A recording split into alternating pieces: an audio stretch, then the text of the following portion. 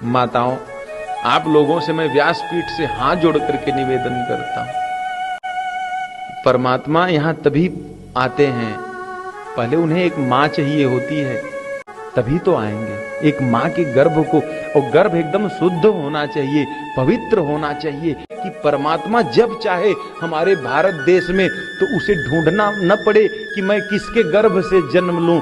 हमारे देश में यत्र नार्यस्तु पूजन्ते रमन्ते तत्र देवता, हमारे शास्त्रों में कहा गया जहां नारी की पूजा होती है वहां देवता निवास करते हैं। भाई लोग अगर बीड़ी सिगरेट पीते हैं, शराब पीते हैं, उनको मैं क्या कहूं, लेकिन माताओं से तो हाथ जोड़ करके निवेदन करूं कि कम से कम आप लोग तो इस व्यसन से बहुत दूर रहें, बहुत ज्यादा दूर रहें, क्योंकि ये पुरुषों से श्रेणी आपकी अति उत्तम है। हमारे देश की माताएं तो प्रधानमंत्री भी हो गई, मुख्यमंत्री भी हो गई, राष्ट्रपति भी हो गई, चाहिए क्या, किस मामले में कम है। बल्कि अगर हम माताओं को आगे कर दें तो हमें सिद्धि और समृद्धि ये ढूंढना नहीं पड़ेगा, इसके लिए हमें रोना नहीं पड़ेगा। इसीलिए कहा गया ना, यत्र नार्यस्तु पूजन्ते रमन्ते तत्र देवता, नारी का जहां पे सम्मान हो। बड़े बड़े धर्माचार्य हैं, बोलने पे तो लोगों को बुरा लगता है। कोई अगर हमारी बहन है वो व्यासपीठ पर बैठ करके अगर कथा कह रही है तो आपके पेट में क्यों दर्द हो रहा है? वेदों का हवाला देंगे, शास्त्रों का हवाला, अरे महाराज इसका शर्म करो।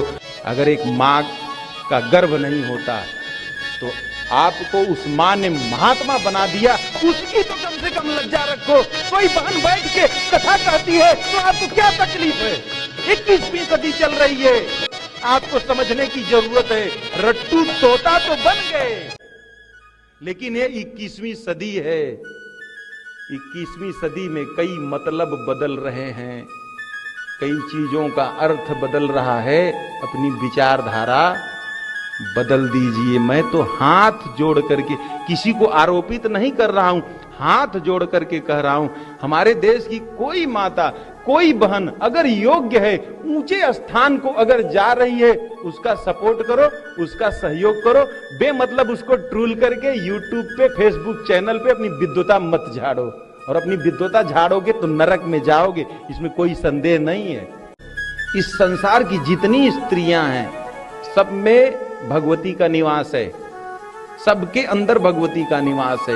लेकिन कुछ लोग कुछ ज्यादा ही पढ़ लिख लिए हैं, मुझे ऐसा लगता है वो मानवता को एक किनारे कर दिए हैं, 21वीं सदी को एक किनारे कर दिए। ये वही लोग थे जिनके कारण 500 साल बीत गया और अब जाकर के एक ऐसा महापुरुष आया कि भगवान राम की प्रतिष्ठा किया। हमारे देश की माताओं को हतोत्साहित मत करो, कोई नियम नहीं है उसे रोकने का, और न तुम्हें कोई अधिकार है। अपना ज्ञान आप अपने पास रखो। आप अच्छी तरह से जानते हो कि आप ये जो बोल रहे हो नाजायज बोल रहे हो। आपको खुद अपने अंतरात्मा से कभी पूछना, तब आप बाद में वेद का प्रमाण देना कि आप सत्य काम कर रहे हो, गलत काम कर रहे हो। देश के विकास में लगो मेरे मित्रों, इसके विनाश में मत लगो।